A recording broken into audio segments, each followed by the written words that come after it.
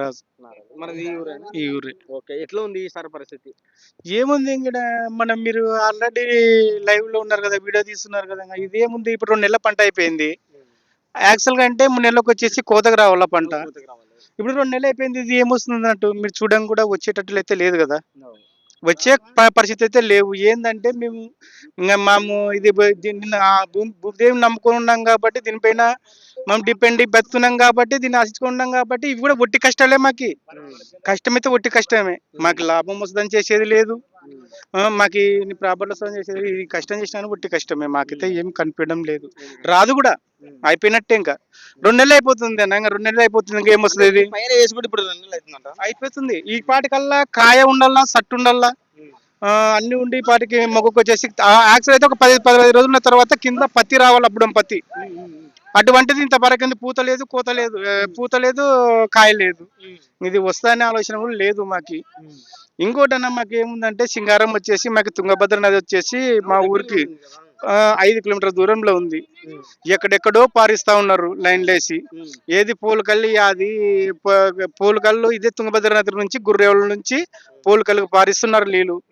ఇంత దగ్గర ఉంది మాకు, 5 కిలోమీటర్లు ఉంది. అడ్డం పోయినట్టు 5 లేదు, 3 మాకు తుంగభద్ర. ఇట్లా పొలాల్లో పోయినా 3 రోడ్డు పట్టుకొని పోతేనే 5 ఉంది. కాకపోతే మాకు వర్షపాతాల వల్లనే మాకు పొలాలు రావాలా. ఇంకోటి వర్షం ఎక్కువైనా ఇబ్బందే, వర్షం తక్కువైనా ఇబ్బందే మాకు. పంటలు చాలా ఇబ్బందులు పడి, ఇంకోటి ఉల్చల రైతులు కూడా ఈ మెట్ట వ్యవసాయం మీద డిపెండ్ అయ్యి చాలా మంది పొలాలు అమ్ముకోవడం కూడా జరుగుతుంది. వస్తుందని వేసుకుంటాము, రావడం లేదు, దిగుబడి రావడం లేదు. ఏమన్నా పండుతే నీళ్ళు అక్కడ వస్తే ఇంత పండుతామని ఆశ ఉంది, కానీ మాకు నీళ్ళు లేవు. సో అంటే మీకు ఇంత మెట్ట భూమి కదా, వీళ్ళైతే పంటలు పండించుకోవడానికి అవకాశాలు ఉంటాయి, తుంగభద్ర నుంచి నీళ్ళు వస్తావని ఆలోచించే నాదుడే లేడు. ఎవరా సౌకర్యాల్లో ప్రైవేట్ వాళ్ళు చూసుకుంటున్నారు అంతే. ఇప్పుడు రైతు మీద అయితే మాత్రం ఎవరు డిపెండ్ చేసి తుంగభద్ర అయితే దగ్గర ఉంది. ఏ నాయకుడైనా కానీ వీళ్ళకి పొలాలకి నీళ్ళు పరిచే పరిస్థితి చేసి వీళ్ళు బతుకుతారు కదా, ఆలోచనే లేదు. ఇది కూడా కర్నూలు కూడా ఇటు వెళ్ళిపోతాయి నా నీళ్ళు. కాలువ ఇక్కడ కాలువ ఉంది, ఒకటి కర్నూలుకి ఇటు వెళ్ళిపోతాయి ప్రాజెక్ట్ నుంచి. ఇటు వెళ్ళిపోతాయి, కానీ ఆ నీళ్ళు కూడా వాడకనివ్వరు. ఎప్పుడైనా కర్నూలుకి ఇస్తే కూడా ఏమన్నా పొలాలు కట్టుకోవాలంటే కూడా కట్టుకునేవారు నీళ్ళని. కర్నూలు తీసుకెళ్ళి మా పైన కర్నూలుకి వెళ్తే కానీ నీళ్ళు ఎక్కడి నుంచో వచ్చి కూడా, కానీ మాకు కట్టుకోవడానికి అవకాశం లేదు. ఫైనల్ గా మీరు నేను ఏమంటున్నానంటే, మీకు ఉల్చాలకు సంబంధించినటువంటి గాలిదున్న ప్రాజెక్టు ఒక సైడ్ వాటర్ మీ ఊరి మీదనే పోతుంది. అదే విధంగా ఇంకొకటి ఏంటంటే, మీకు తుంగభద్ర దాదాపుగా 4 లేదా 5 కిలోమీటర్ల దూరంలో ఉంది. ఊరిపై నుంచి అయితే 5 అవుతుంది. 5 అవుతుంది. సో మరి అలాంటి సిచ్యువేషన్ ఉన్నప్పుడు మీరు గవర్నమెంట్ దాదాపుగా 20-30 సంవత్సరాల నుంచి కూడా మీరు ఒక రైతు లెక్క ఉన్నారనమాట నాకు తెలిసైతే. సో మీరు గవర్నమెంట్ ఏమి అర్జిస్తున్నారు ఈ ప్రాంతంలో అన్న? ఈ వల్ల రాజకీయ వైఫల్యాలు అన్న, మేమేం చేయలేం. రాజకీయాలు ఇప్పుడు మా లాంటి వాళ్ళం రాజకీయాలు ఎలా ఉన్నా ఒకటే. మనకు ఇక్కడ ఏ పార్టీ ఉన్నా మనకు సంబంధం లేదనుకోండి. ఒకవేళ మా ఛానల్ తరఫున నేను ఏమంటున్నానంటే, ఏ పార్టీ వచ్చినా కూడా మీరు ఈ ప్రాంతానికి ఏం ఆశిస్తున్నారు అంటే, ఈ యొక్క వానలు వస్తేనే పండేటువంటి సిచ్యువేషన్ అయితే ఉంది అనేది మీరు స్పష్టంగా కూడా అర్థమవుతుందన్నమాట. ఆ రైతులు మాట్లాడే విషయం మనం గమనించుకోవచ్చు.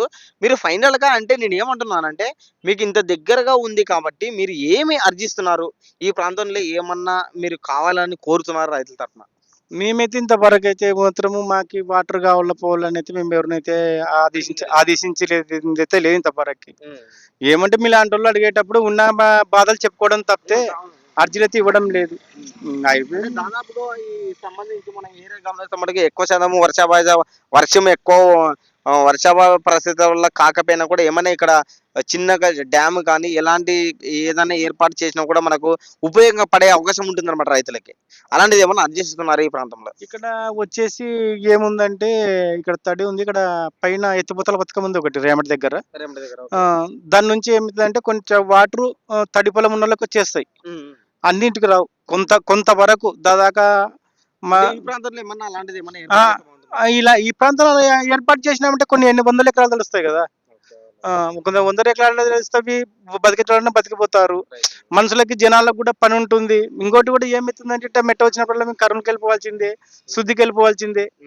వల్ల ఏముండవు. ఇప్పుడు ఉండే కొన్ని ప్రాంతాలు ఉన్నాయి, ఇలా ప్రాంతాలు వాళ్ళు వెళ్ళడం లేదు, పంటలు పండించుకొని బతుకుతా ఉన్నారు. మేమేమవుతుందంటే ఇట్లా మెట్ట వచ్చి ఇట్లా బెట్ట వచ్చిందంటే శుద్ధికెళ్ళిపోవాల్సిందే. మాట్లాడే మటుకు చూస్తుంటే మీ రైతుల పరిస్థితి మనం ఆలోచన చేస్తే మటుకు ఈ యొక్క ఉలిసాల పరిసర ప్రాంతాలలో కూడా ఏదో ఒక ఎత్తుపోతల పథకం పెడితే బాగుంటుంది అనే ఆలోచన మీరు ఉన్నారన్నమాట. ఖచ్చితంగా అది చేస్తే చాలా బాగుంటుంది. చేసిన వాళ్ళకి కూడా రుణపడి ఉంటాము. చేయాలని ఆశిస్తున్నాం. అటువంటిది ఏమైనా మీరు చేస్తే కూడా ఏమన్నా పైరేసారా ఈ సంవత్సరం? మేము ఉల్లేసినామండి. ఉల్లేసి ఒక 10 ఎకరాలు ఉల్లేసినాను. కానీ ఇంక ఎండిపోయినట్టే ఏం లేదు. దాదాపు అంటే ఉల్లి నారకు వచ్చేసి ఎకరకి 10,000 అవుతుంది.